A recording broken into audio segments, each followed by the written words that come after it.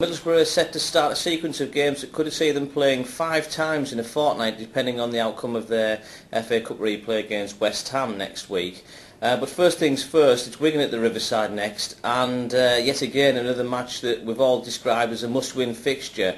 I think we're running out of patience with the concept of must-win matches because week after week we seem to be saying it, although Gareth Southgate, of course, deliberately avoids using that phrase, and I think that's just simply because, as he says, you could win one week and lose the next 5, but I think we'd all take a win right now. Wigan won't be easy, although their form's dipped of late. They're a hard-working team, and Boro, of course, beat them on home soil last season, but then and again won down there at the JJB earlier this season. So recent fixtures have gone well for Middlesbrough against Wigan. Of course, the talking point is Lee Cattermole's return, the Tigerish midfielder from Stockton, who was so controversial last summer. Different opinions on whether he should have gone or not. A recent Gazette poll believed that 53% of respondents thought it was right that he went. However, personally, I believe that Lee Cattermole is a local lad who was still very young.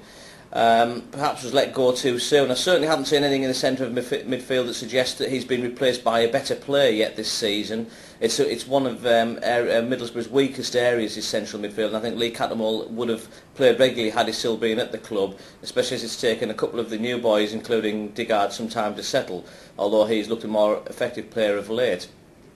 Looking through the team, of course, I think Gareth's going to look to keep as close a line-up as possible to the one that started against West Ham last week, and that could mean that Stuart Downing again plays through the middle in support of Afonso Alves.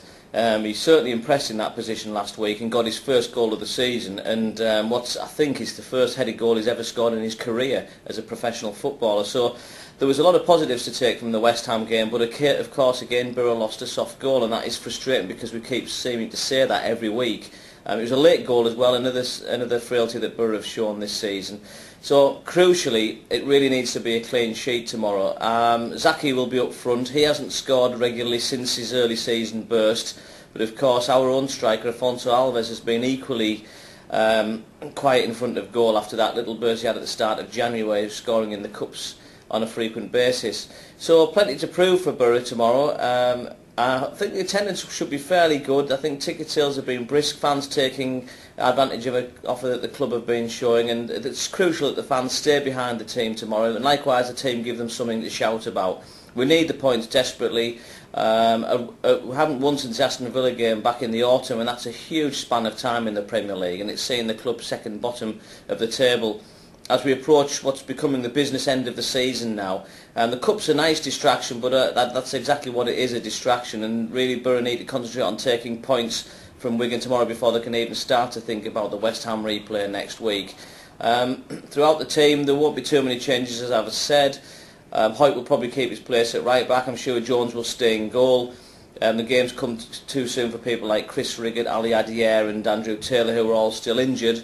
So like I say, probably one man up front with Stuart Downing in support, and then 4 in the midfield behind those two, and again the 4 in defence. So Wigan won't be easy, but they've got to keep Lee Cattermole quiet. He'll want to get stuck into a few challenges and make his presence felt, and I'm sure there'll be a lot of his family and friends in the stadium on the afternoon cheering him on, but also secretly hoping that Boro gets something out of the match as well.